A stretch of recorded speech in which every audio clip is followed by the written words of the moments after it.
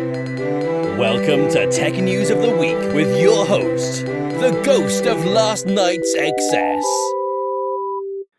Welcome to Tech News of the Week. This is our weekly tech news podcast where Chris and I talk about 4 interesting things that caught our attention in the past week. Just a brief bit of housekeeping before we get into the stories. I have 2 things. One, there will be no main show this week. We are taking off for Thanksgiving. There will be an episode, but it's going to be an oldie, a goodie, but well, maybe a goodie. I don't know. I don't know what you like, but it'd be one that we like, and you'll have to listen to it. So there. Or talk to your family. We know. The other thing is that we are running our audience survey right now. So if you go to chaoslover.com/survey, you can take the audience survey and hopefully leave some amazing feedback about how awesome we are. Chris, you ready to get into some stories? Absolutely not. Good, because I'm going first. Department of Justice calls for Google's breakup. It's not you. Actually, it is you.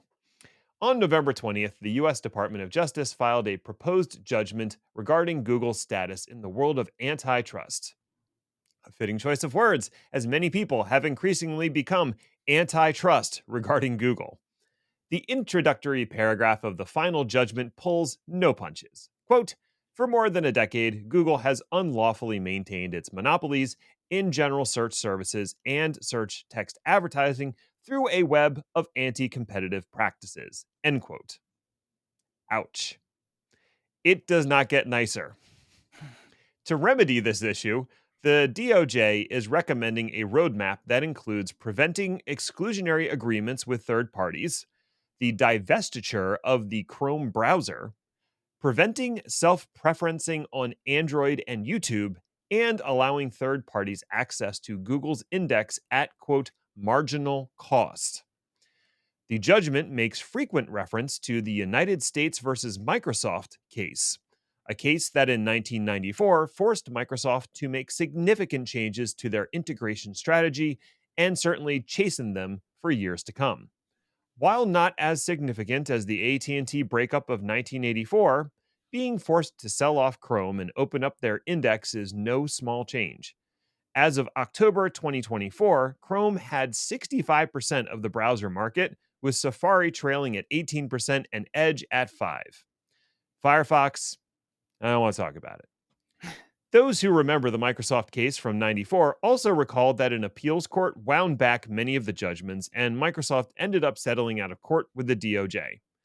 With a new and completely unpredictable administration moving in this January, it remains to be seen what level of appetite the new DOJ AG has for enforcement.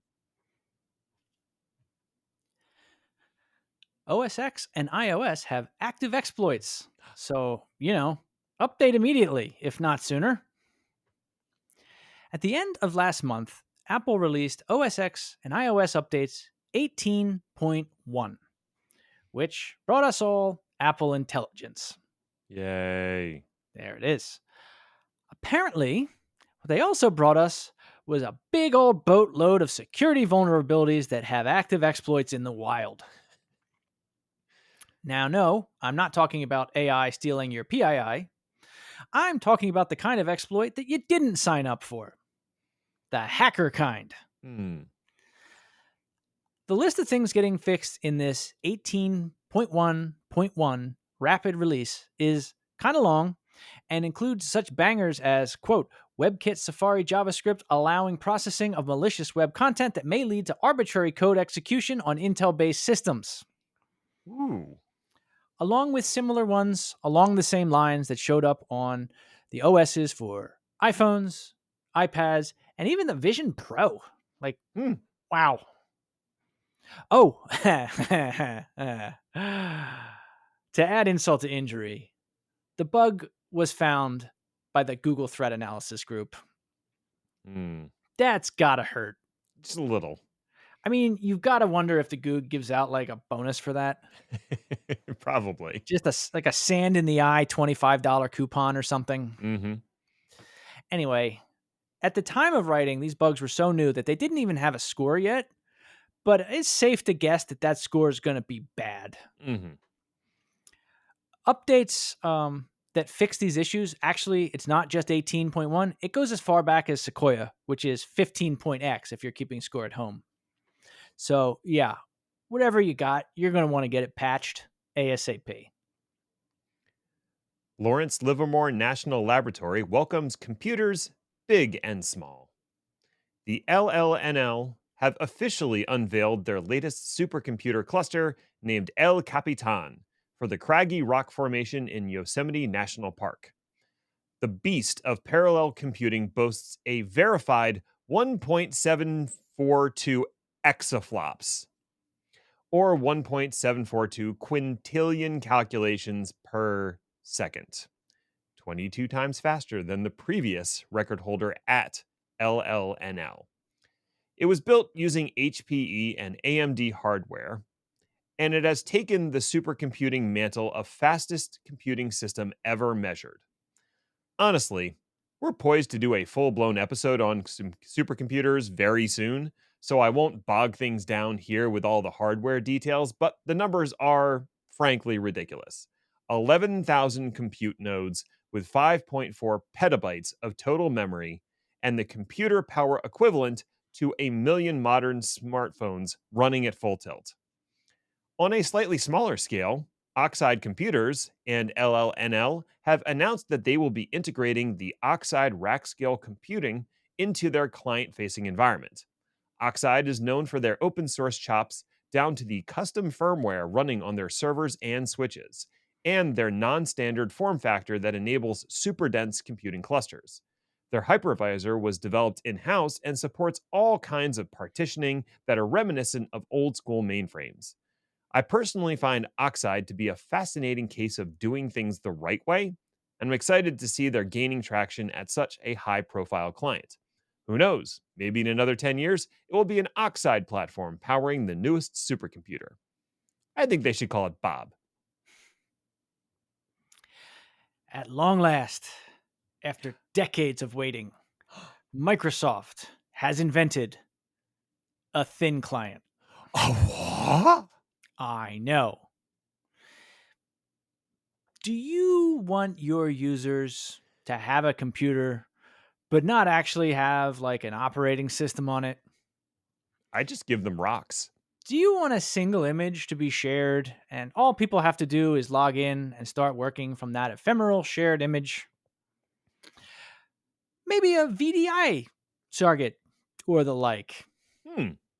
Well, as long as we completely ignore literally decades of machines that do the exact same thing cheaper, faster, more efficiently, and with more power, Microsoft has the first and only device for you. Released at Ignite, the machine, creatively named Windows 365 Link, allows connection to Windows 365 via a link to Azure. And by link, I mean internet connection. Yep. By Azure, I mean Azure. Yeah.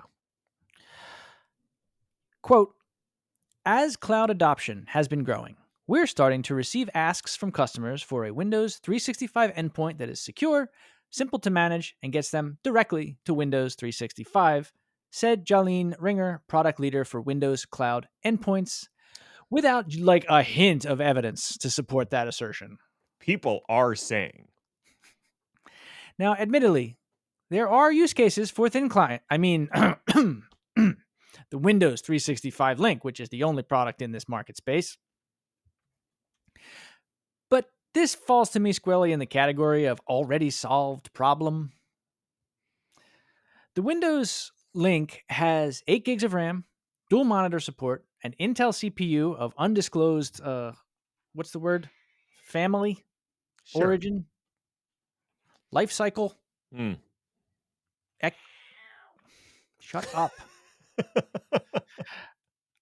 All for the low price of $349. Now, it's cheaper than many competitors, sure, but it is still tied to the Windows 365 ecosystem, which means a list price for the subscription to Windows 365 of at least $31 per month, just right on top of there. Just plop right up on there. Yep. Now, funnily enough, I'm getting less skeptical as I go. because there are definitely other ways to do this and have been for years, but enterprises like to keep their vendor count low. There's a one throat to choke. Mm-hmm. License and hardware on the same info. Oh my god, this is going to sell like gangbusters, isn't it? No. There's a reason why every year is the year of VDI, Chris. That's it. We're done. Go away now. Bye.